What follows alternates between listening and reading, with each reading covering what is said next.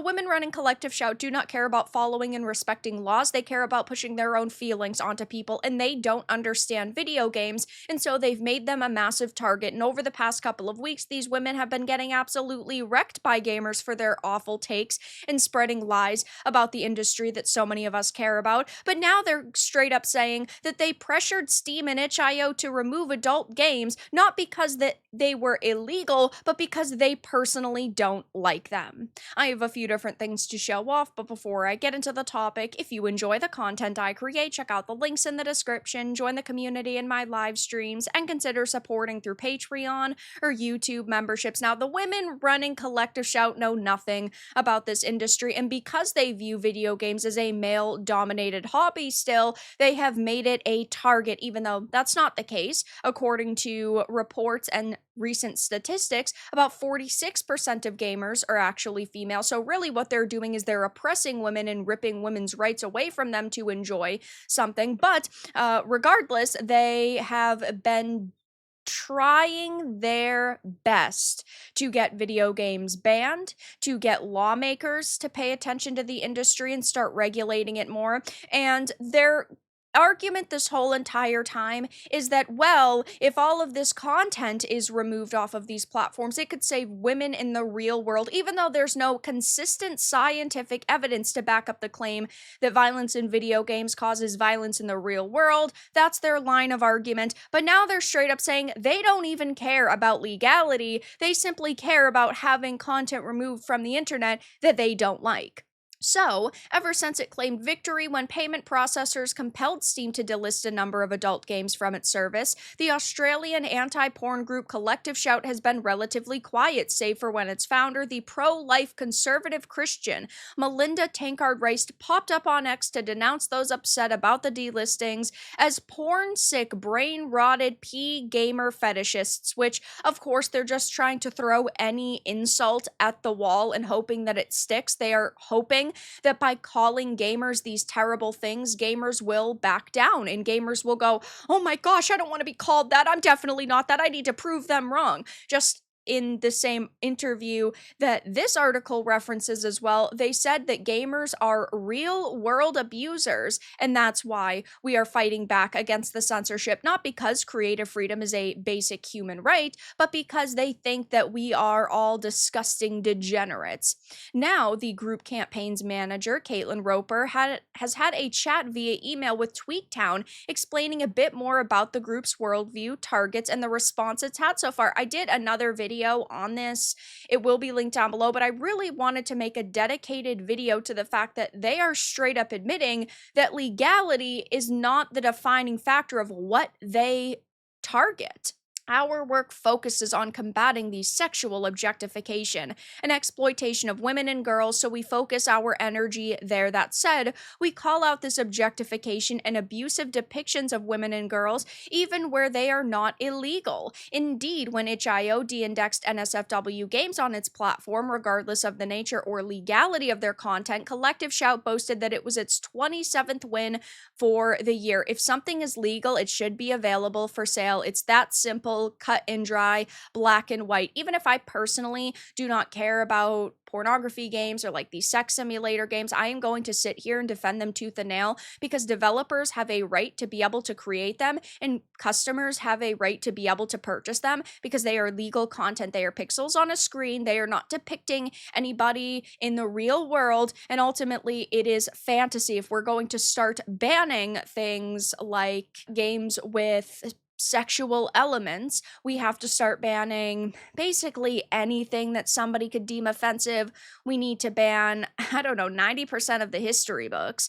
We need to ban titles like A Song of Ice and Fire. We need to ban Baldur's Gate 3. We need to ban Call of Duty, Grand Theft Auto. I mean, the list goes on. There are always going to be adult themes in content that is targeted to adults, and that should not be a problem. As a woman myself, I do not feel as though a depiction of a woman in a video game puts me in danger. And again, there's no like scientific correlation that's been consistently shown between the two. But that this sweeping blow had caught all sorts of creators in its net, women including, seemingly does not matter. There is no greater removal of a woman's agency than our media that glorifies this violence against women, harms all women, regardless of whether a few women participate in its creation or consumption. That it seemed to have disproportionately impacted queer creators against whom indecency laws have been historically wielded as a cudgel, likewise did not merit a mention in Collective Shout's write-up. Well, of course it's not, because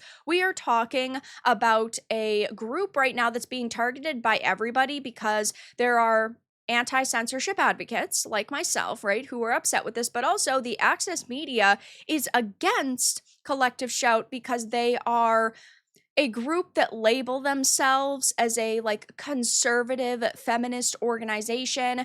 They would be labeled TERFs by the Access media because they believe mildly, I don't even want to say all of them do, but in the LGB and then without the T. Again, we're talking about a group of women who do not hold consistent stances. I wouldn't necessarily say that that is the organization's focus in general, but yeah, I mean, all sorts of creators right now are being affected by this, and that's a major problem. Asked what the group thinks of claims that its campaign amounts to censorship, Roper said that not being able to access our games from popular gaming platforms is a minor inconvenience, not a violation of a person's rights. Yes, it is, because creative freedom is a human right. It is plain and simple. And also, of course, if you're looking at places like the United States, we have the First Amendment, which protects against art, but these people do not care. They also would ask those who view the loss of their R games as censorship to consider if they are as concerned with women's basic human rights and the glorification of male violence against women. Why is it that you're not constantly talking about places in the world where women are property, where women are treated as trash, where women do not have the same rights as men? Why aren't you going after those places? Ding, ding, ding. It's because it won't make you money. These women do not care about protecting women or protecting children. They care about profits and power and ultimately control. That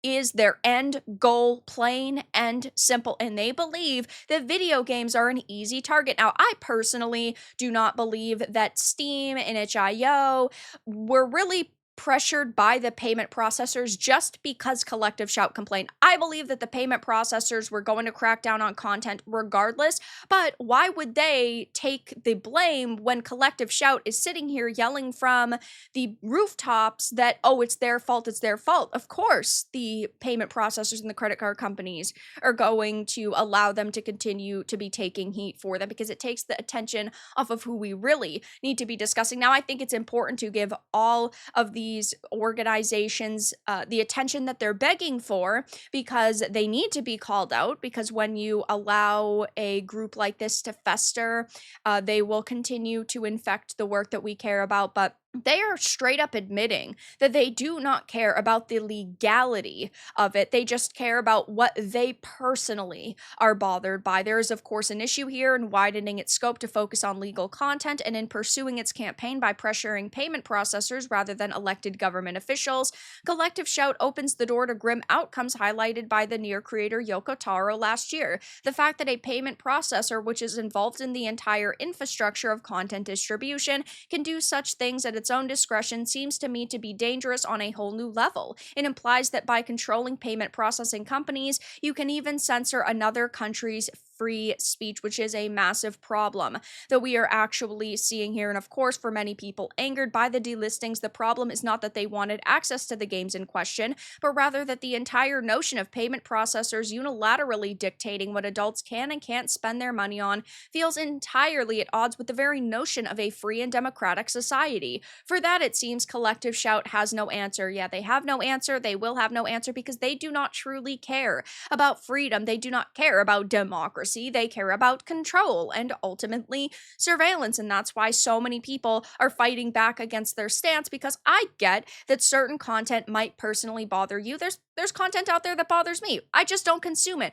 But I'm not going to sit here and say that somebody else should not be able to create it or consume it. Ultimately, things like art and video games are protected, and we need to continue to have them be protected. It should not be easy to ban a book, to ban people's accounts and debank them. It should not be easy to ban video games or to pressure creators into not being able to create something because someone else might deem it offensive. And like I mentioned, we'd have to ban 90% of history because it is content that contains adult themes that somebody could be bothered by, whether that is war and famine and incest and death, all of these different themes. So I'll definitely be keeping my eye on the situation, but they're straight up admitting at this point that legality is not the defining factor, and they really don't care if something is legal or not because they're going to fight back against it if they personally dislike it. But that's all that I really had to discuss in this video.